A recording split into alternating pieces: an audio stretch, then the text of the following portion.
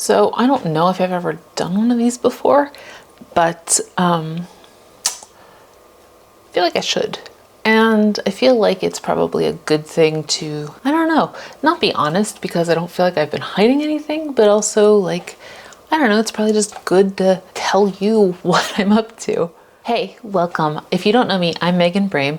I'm a 5-time award-winning entrepreneur and business strategist, and I teach multi-passioned creatives how they can generate sustainable revenue across all their outlets without burning out. Now, that typically means that my clients tend to have ADHD, but if that isn't you, don't worry, you're welcome here too, because my strategies will work for anyone who wants to earn an income from more than one business without driving themselves crazy. I felt like I should probably do a video about where I've been, where I'm going, and kind of recap the year. Now, I did another video about the way that this channel is going to pivot, so I don't mean that exactly. I more just want to give you, I don't know, I am a nerd who really loves to see under the hood of businesses and how people operate their businesses, and so I feel like I can kind of pay that forward by doing it myself. So I wanted to show you my different income streams this year, my goals for next year, and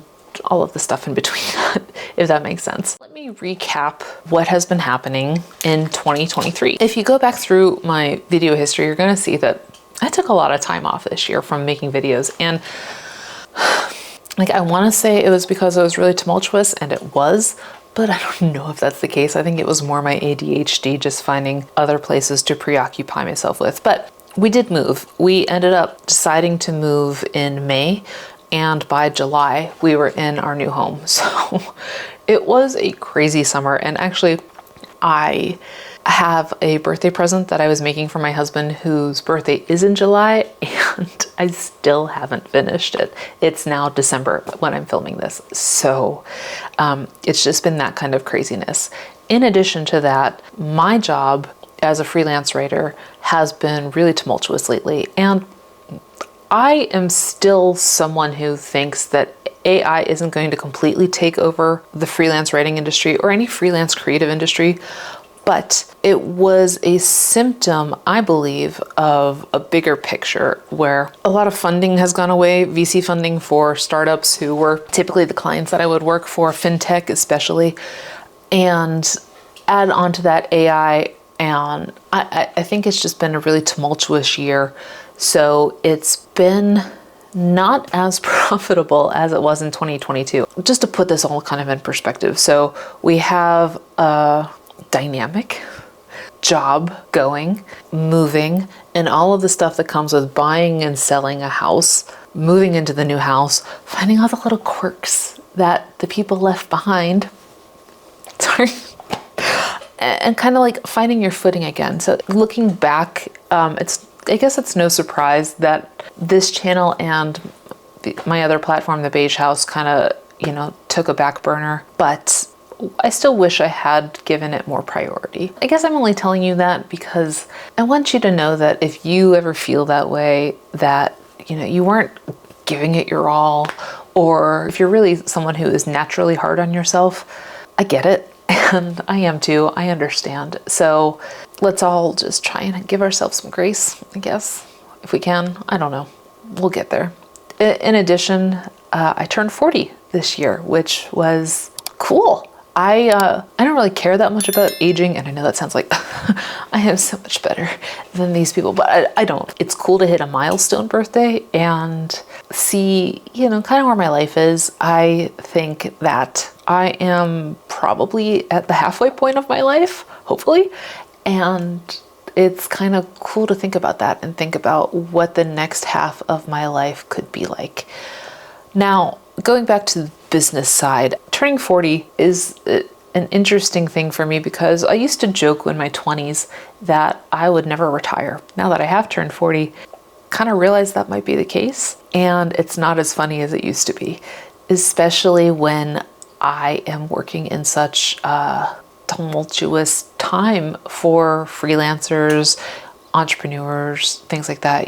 There have been a lot of really abrupt changes in the economy and technology and all of these things that make it pretty hard. So I've had a lot of I've had a lot of resentment lately about the situation that I find myself in job-wise when I'm 40. And to be fair, a lot of it is my own doing. You know, I am someone who, because of my ADHD, has a really difficult time being in the 9 to 5, or let's be honest, like 8 to 6 office environment. It's not something I can do, but it is what it is. And it's going to still have to be the path that I continue down. It's got really dark. Sorry.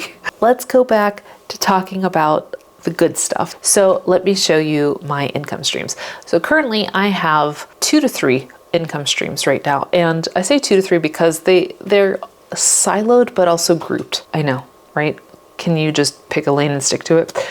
First off is my blogging platform, and that includes any advertising fees I get, sponsorships, affiliate sales, things like that. So because of my focus on freelance writing this year and not YouTube or blogging or things like that, my blogging bucket really took a hit just because I wasn't really prioritizing it. And also, one of my biggest affiliates, Shopify, completely destroyed the system that they were using, and they have a whole new affiliate program. Anyways, the reason I mention that is because it happens, and it's something that you really need to keep in mind, that however safe you think your income streams are, if they rely on someone else or some other company, it can always go away. Consequently, a monthly stipend that I was really used to for the past couple of years, gone. Okay, so my blog income up to now, because I don't know what December is going to be yet, is $450.11. So that's not great for me. Yeah. If you think about it, actually, I still made $450 without really doing anything about it. So flipping it around, that's pretty good. My next income stream is vintage jewelry and some vintage home decor. I kind of got away from that this year. So my total sales for eBay, Etsy was $1,952.14, which again is pretty low for me. Those used to be really, really good sources of income, but I have really gotten away from it. It's just not my thing anymore, I guess. And I've actually sold off a lot of stuff in bulk because it just, especially when we moved, I didn't want to deal with it anymore. Probably is not surprising why it's not making a lot of money. Now, my freelance writing, on the other hand, was my main bread and butter this year. My total for my freelance writing jobs was $36,555.31. I still was able to earn an income being self-employed and really not putting in huge amounts of effort, if that makes sense. Like, I still am lucky to have 3 steady clients, maybe 2.5 steady clients. I'm really grateful for them because they have been able to keep me afloat. Without them, I probably would have had to be more aggressive looking for new clients or things like that. And I haven't really been much, like, at all. So I can't complain, really. I live in a low cost of living area on purpose. We live pretty frugally overall. I think maybe, I don't know. I think we do. And it's good enough. And I think that that's something that I'm okay with. You know, like I wish I made more, obviously, but I can't be that upset when I wasn't really putting in a lot of effort. My total up to November is $38,957.56. So let's talk about the goals that I have for 2024. There's a lot of revamping that's going on. And just to quickly gloss over my other platform, the Beige House, this year I split my one channel into 3 separate channels, which I know, right? Like, you have ADHD, why are you making more work for you? But I started really thinking hard about what are the goals that I have for that brand and what is it that I want to do with it. And I realized that it really wasn't benefiting me to have just one channel covering houseplants, home decor, and DIY. Like, if I was a bigger influencer, maybe that would be okay, but if I want YouTube to play nice with me, then I have to silo these things. And so I split it into 3 separate channels. One's for houseplants, one's for my crafting, and one's for my home decor. It does make it tougher, and I have to accept that I'm not always going to have a consistent schedule there. But I think that YouTube is really great in the sense that it can still promote old stuff. So consistency is good just for the habit of creating content, but I feel like posting consistently is not as big of a requirement on YouTube as it is for Instagram or TikTok or any of those things. I could be wrong, but I think it's okay. As for like which channel of those 3 gets more attention is really just based on my availability, if that makes sense. I can't do a lot of houseplant stuff in winter, but I can do crafting. And then, it flips. Based on the engagement I'm seeing on those channels, I think it was the right decision, but stay tuned. I might be doing a recap next December where I say like I put them all back together. It was just too much. We'll see. So let's go into 2024 goals. My goal for Beige House is to get a plaque. I want to get 100,000 subscribers by the end of 2024. That's gonna be hard. I'm not gonna lie. I have like 1,400 on the main channel right now, and a lot of those are gonna go away because I've split the channel up.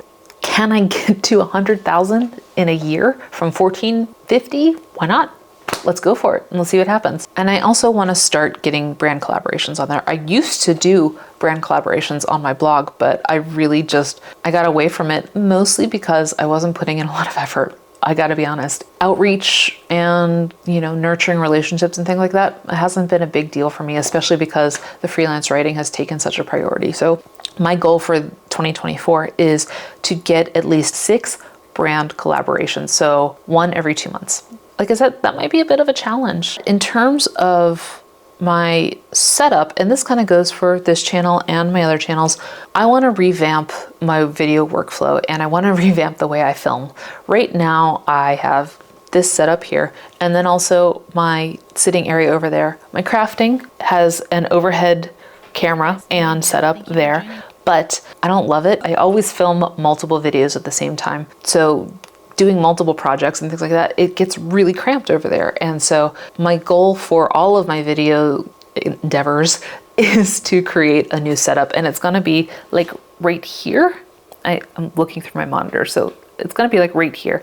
And I'm going to be hanging something here so that lights, camera, and monitor all go up there. That's gonna be my goal, is to create like a more permanent setup in the middle here that is for YouTube. And by the way, maybe I'll get into this in another video, but I'll just say it really quickly. One of the problems that I had about creating that idea is that I don't want people to think I'm weird. And what I mean by that is my in-laws or people that come to our house. But who cares? Like, I'm gonna just be anxious about them to the point that it prevents me from doing anything else the rest of the year that would be beneficial? No. So that's why I'm going to learn how to be okay with people knowing I'm on YouTube and making videos, and set up my permanent spot and be happy about that. I'm setting that up currently. You can see I have 2 boxes over here. I can't do this right. 1, 2, and then I have a 3rd box coming today. That's my goal. Now, and for this channel and platform, the goals that I have are a little bit more in depth. I also have the ambitious goal of getting my plaque for this channel, but I'm gonna be honest, I think that is probably way more ambitious than it is for Beige House because of the pivot of who I'm talking to and why I'm talking to them. So like I said in one of my more recent videos, I am moving from targeting freelancers and solopreneurs to targeting people who run multiple businesses and need help kind of streamlining that. It would be amazing if I could get to 100,000. I think that honestly, a more realistic goal, and even still pretty high, but one that I'm more shooting towards is 30,000. If I can get 30,000 subscribers here, that would be really awesome. I want to automate a lot of stuff this year, and I have invested in technology, software, whatever you want to call it, that will do a lot if I can get it set up right. I'm currently testing Rotilla and Zero Work, and how these things work. They are essentially frameworks that you build for bots or for things like that. The sales pitch for them is that if you can do it on a browser, you can automate it through these apps. And I say I'm using them both because I want to see which one I like better. I'm currently leaning towards ZeroWork, but to be honest, Rotilla is cheaper, so we'll see. But it's my goal to really automate a lot of my administrative work and get that off of my plate so that I don't, one, have to rely on myself or a VA for that. I'd rather have a VA doing more high-level things. And two, stop making myself feel guilty when I don't do it. And talking to the developers of both Rotilla and ZeroWork to see what their thoughts are on what can be automated, they both say like everything I want to do can be done, but I have to do it myself. And I am not that person. So it might be beneficial for me to find a developer that can do this. I don't know. I'm also planning to move my email list over to a dedicated service. I invested in software called emaildelivery.com, and it's pretty complex. So essentially what it does, instead of using ConvertKit, you become ConvertKit. Like you have the ESP, the setup, and that way you control everything, which is pretty ambitious. And the reason that I was so interested in it is, one, it was a lifetime deal. So I could pay once and have the same capabilities as I do on MailerLite, which is my current ESP. But I used to use a service called Automizy, and they decided randomly, I'm sure they didn't find it random, but I did, to stop offering automation software. So email sequences, that. They decided to stop offering that. Their name is Automizy. As you can see, I'm still annoyed by it.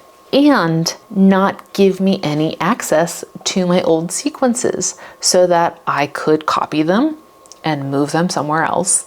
So that whole thing just completely gave me a bad taste in my mouth for trusting ESPs. By the way, I like MailerLite a lot. I'm an affiliate of theirs and I always recommend them. However, this year they officially split up their services with Classic and New and moved me over to New. But all of my automation is on Classic, and this happened in September. It's December right now and I still don't have access to my automations. I have access to inactive ones that I wrote and just don't use anymore, but the ones that were running are not there. And to their credit, they are looking into it, filed tech tickets and things like that. They've been really responsive about it. But here we are again, so I want to control it myself, but it's not easy. It's not like just starting a list and going for it. It is building an ESP yourself.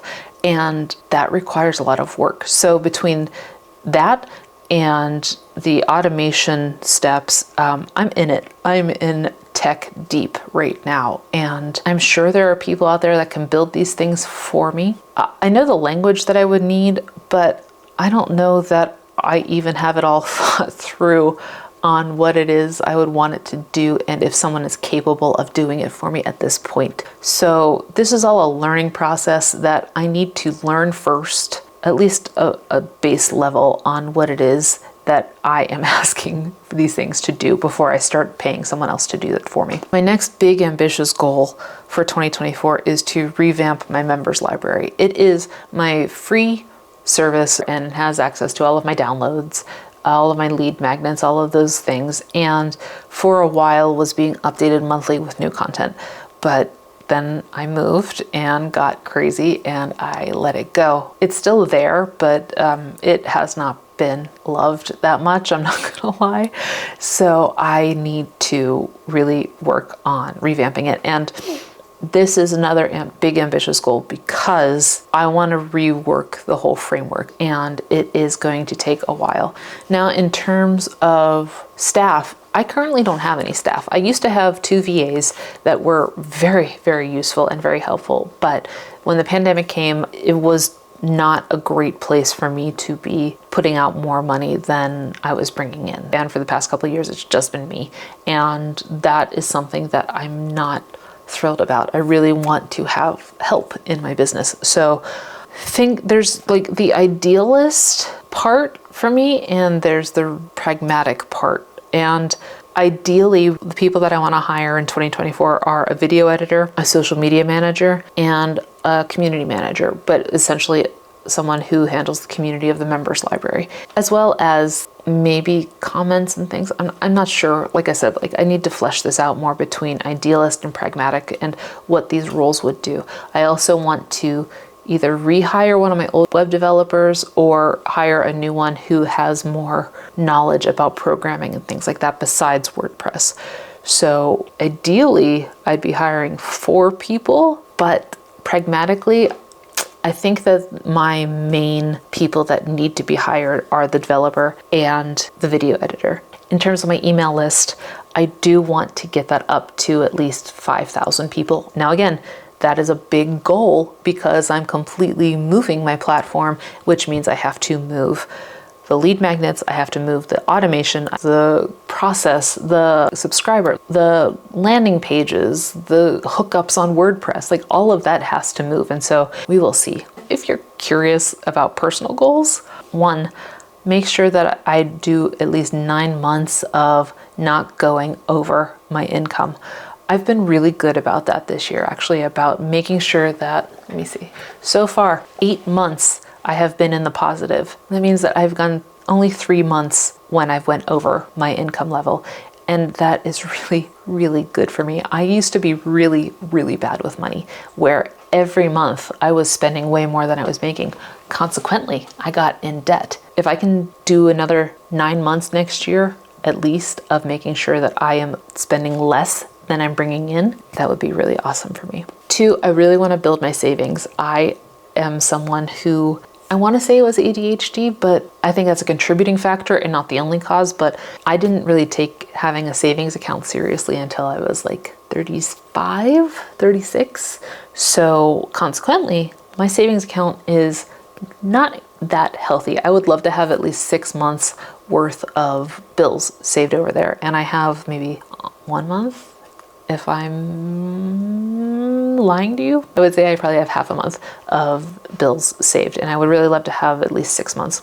I want to get back to dropping $50 a month in investing, something I haven't done in a really long time, and I want to start building that wealth again. I want to start taking my retirement investments seriously. I have a 401k and an IRA, and they've been sitting dormant ever since, like 2019. I have not put any money into them.